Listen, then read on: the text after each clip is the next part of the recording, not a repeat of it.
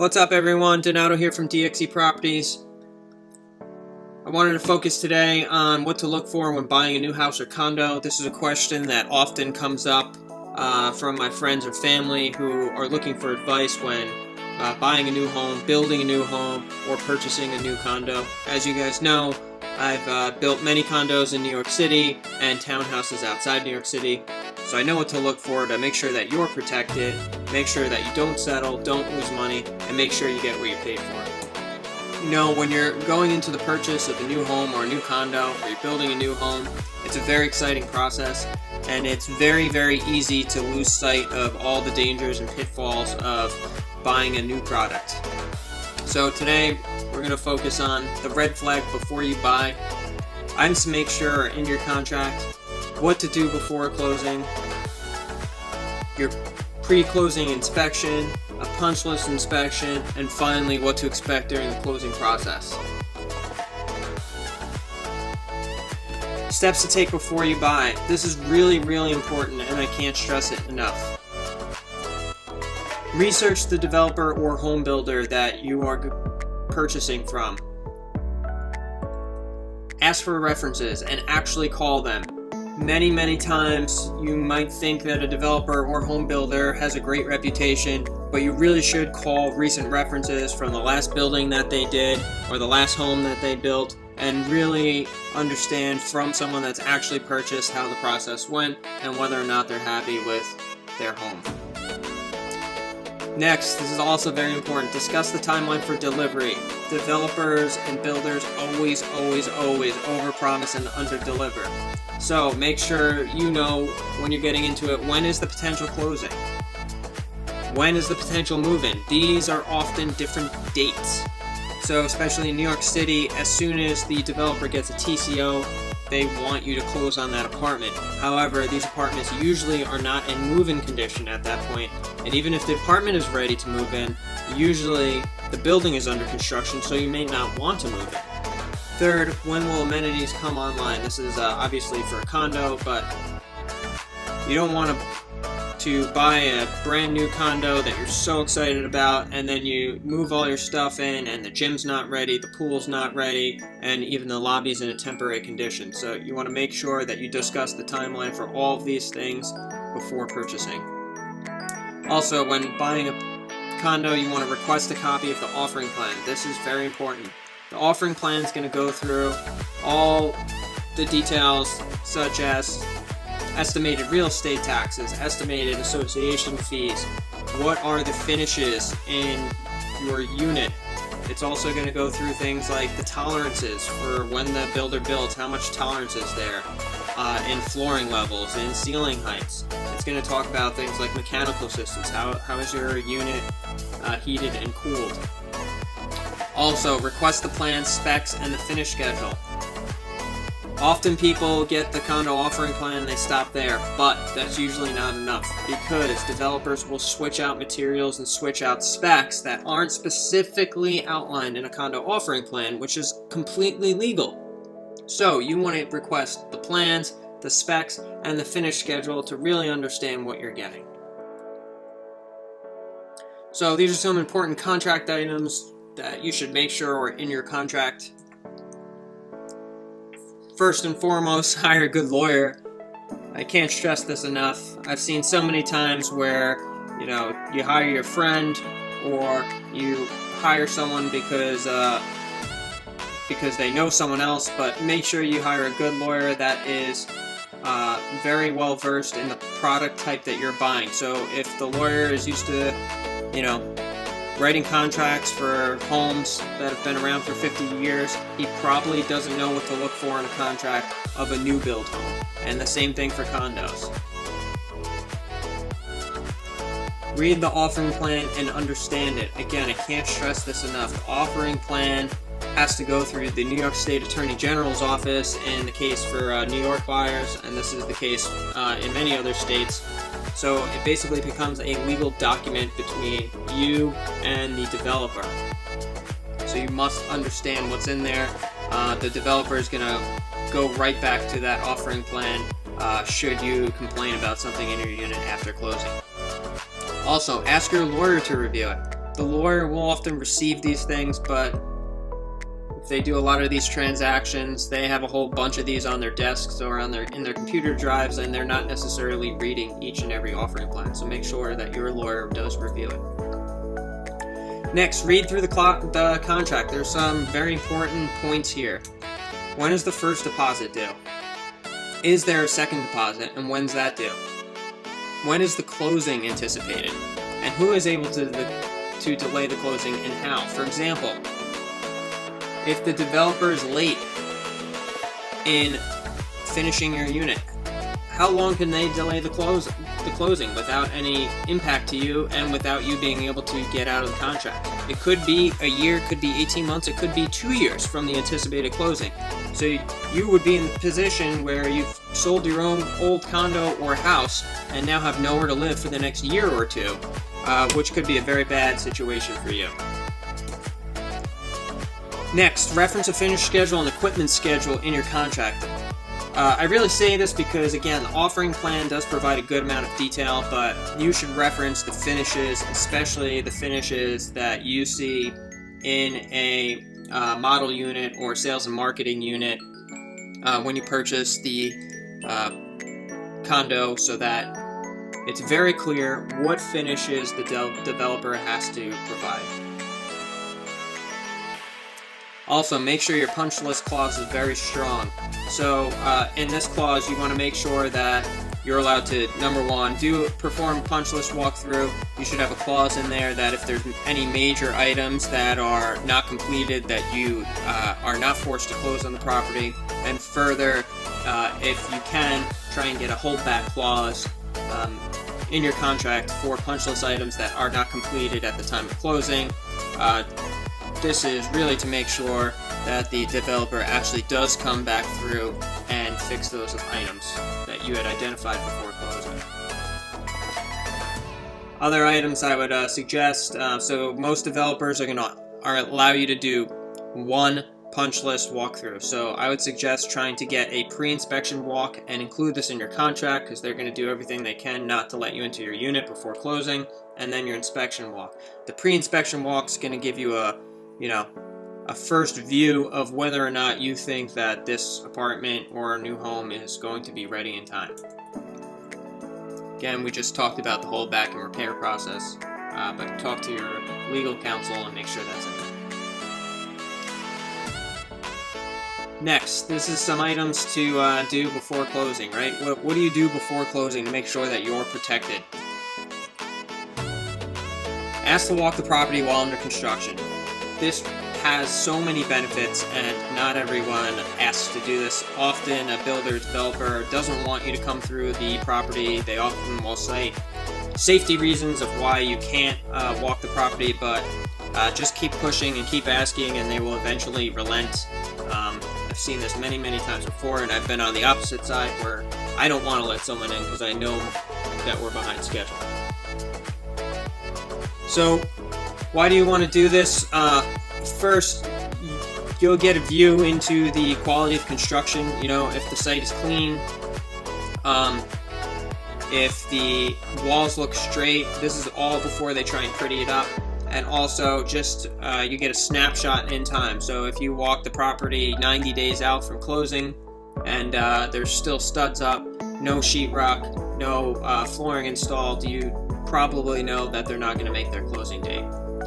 Next, I would suggest walking the property again 60 days out from closing. This is really for the same reason. You want to see if there's major items that are missing, damaged, or broken at this point in the process, because things such as custom cabinetry, appliances, large gouges, and finishes such as marble, wood flooring, those things are not going to get fixed within 60 days out from closing. So you want to be able to identify those, ask the builder or developer how they intend to fix those items, and then delay the closing if you need to. Okay, now it starts to get interesting. 30 days out from closing. So what do you want to look for at that point? Are all the finishes installed, right? If the finishes aren't installed at this point, I got news for you. They're not going to make the closing date. Is the HVAC working? Always test these things. If the HVAC isn't working, then you also know that there's an issue, that there not going to make your dates. Are there visually any damaged cabinets or vanities? We kind of spoke about this 60 days out. And try to walk the property also in bad weather. Why? I can't stress this enough. Every time I've bought a property, I always walk it in bad weather. And this is because in bad weather, you're going to see if the property is leaking, if there's puddling, if there's all sorts of issues. If it's windy, you'll hear the wind wisping through windows that aren't sealing well. If there's stack effect in the building, you'll hear air trying to flow through every crack and crevice. So it's very important to walk in bad weather. Note that your broker definitely does not want to walk in bad weather, so it's going to be a challenge. Alright, so what do we do with the punch list and pre-closing inspection? So let's talk about some common issues that I've seen in the past and what they really mean, how to fix them, and how nervous or not nervous should you be. So hire a home inspector, an architect or engineer to do the inspection with you. I stress with you. Many times I've seen that people hire a home inspector and they don't show up for the punch list walk themselves. Remember, this is going to be your home, and you are going to look for issues and problems a lot harder than the home inspector is going to look for issues or problems, that has 3 other home inspections to do on that same day. Also, I would really try and recommend an architect or engineer over a home inspector. In my experience, home inspectors really don't find much. Always take pictures and take detailed notes of everything you find that's wrong with the apartment. This way you can compare notes and sign off on a punch list at the end or shortly after the walkthrough to make sure that the developer or builder has listed all the items that need to be corrected. So here's a quick list of common issues that I've seen and things that you should definitely check while on your punch list walkthrough. So first is the appliances. Are all the appliances installed? Test all the appliances. I can't tell you how many times I've walked into a unit and I go to turn the stove on, it doesn't turn on, and 20 minutes later we're pulling the stove out and the gas line was never hooked up, or it could have just not been, the gas line couldn't have been turned on. But you know what? You could scratch the floor when trying to figure that out, so you want to make sure that something like that is up and running. Also, washer and dryers. Oftentimes they forget to turn on the water, or the drain's clogged from construction debris. There's all sorts of things. Check all the appliances. Check your HVAC. If you don't already have an infrared temperature gun, go out and buy one. You can buy one off of Amazon or in Home Depot for $50-100. And what you want to do is you want to check the temperature of the air coming out of the register. So you want to both check the cooling and the AC and make sure there's a good temperature drop or a good temperature gain coming out of those air registers to make sure that the HVAC is working. Plumbing, this one's important. Run all the plumbing fixtures, flush all the toilets, run all the faucets, and run all the showers and baths. This is going to give you the first clue as to whether everything's working correctly, if anything is leaking or not. Alright, so checking the flooring and base. This one's a good one. So oftentimes when you are purchasing a new product, the developer or builder is rushing to get the product complete. So things to look at in flooring, as you can see over to the right, standard wood flooring gaps is if you could stick anything more than like a credit card or a nickel in between two planks of wood flooring, then that's too much and it should be corrected. Also, another one, as you can see in this one, what happened on the picture on the right is the wood flooring was installed in a high humidity condition, or the wood flooring wasn't acclimated and therefore is moving too much, and what's happening is it's curling up on the sides because it no longer has anywhere to move. This is really bad. I've seen it many times before. Small, less severe cases can be corrected by resanding the floors and refinishing, but more severe cases you have to rip the whole floor up and replace the wood floor. So look out for that. Run your feet over it without shoes on, and you'll be able to tell if the floor is buckling at all. The next is on the top right hand corner. Look for gaps between the wood floor and the base, and then look for gaps around all the door trim, window trim. This is something where they are, rushing to complete, and they get a little sloppy, and you see gaps such as this. Next, you want to look at all the stone countertops and the stone walls. Here, I showed a picture. As you zoom in, there's some staining on the stone countertop. It's a brand new countertop. You also want to look at the walls to make sure there's no paint drips and drabs, to make sure there's no scuff marks, no punctures in the wall. These are often things I see. Going back to the stone countertops, often things get chipped, scratched, and mangled during the construction process, so builder will try and come in and fill those, so look out for those. If it's a small chip that they filled, you're probably not going to get away with having them change it out, but if it's a large one or a large stone, you definitely can demand them change that out before closing. Next, check the cabinets and vanities. You want to open up all the doors, drawers, and just make sure they're not scratched on the inside, on the outside. Another thing you want to check, you just want to check the operation, make sure they open and close smoothly and nicely and without noise. And often you'll see crazy things in the back of these vanities where they just haphazardly screwed screws in because the things weren't being held upright, and it could look really sloppy back there, or they drilled a hole for a wire that they didn't need, and now there's a big hole in the back of your cabinet or vanity. So those are some things to look out for. Next, you want to check the doors and hardware. This is important. I've seen so many times where you walk into an apartment, all the doors are open, they all look great, but when you go to close the door and lock the door doesn't lock. Either it's a hardware issue or the lock is not properly lining up with the strike on the other side. Also, doors and hardware, so many times, contractor gets lazy. It's one of the last things that go in an apartment, and they don't screw in all the hinges. They miss screws on the hardware. So those are just some things you want to look out for. On sliding doors, you want to make sure they don't scratch or make noise as you open and close them, and especially make sure they lock properly. On windows, what you want to make sure is that they're level, they're flat. Open up and close every window. Make sure they lock, unlock. Sometimes you'll see that windows were installed and they're not level and plumb, so you have a hard time opening and closing them, or they screech when you open and close them, or there's not a proper seal on one side of the window because it's too tight on one side and there's a gap on the other. So those are just some things you want to look at. And then finally, a lot of people don't do this, but if you can, just bring a little voltmeter, or even as simple as a night light that you can walk around with. Plug it into all the outlets to make sure that you actually do have electricity to all your outlets. Turn on and off all the lights, make sure that all the lights are working. Can't tell you how many times someone's moved into an apartment and they didn't check these things, and now they're trying to set up a TV and that outlet's not working. Also, just little things to check for. A lot of times, again, contractors racing to finish after paint, so they forget to screw in all the outlet covers properly, and there's some missing screws. Small thing to look for, but still makes for a nice finished product when you make sure everything like that is done.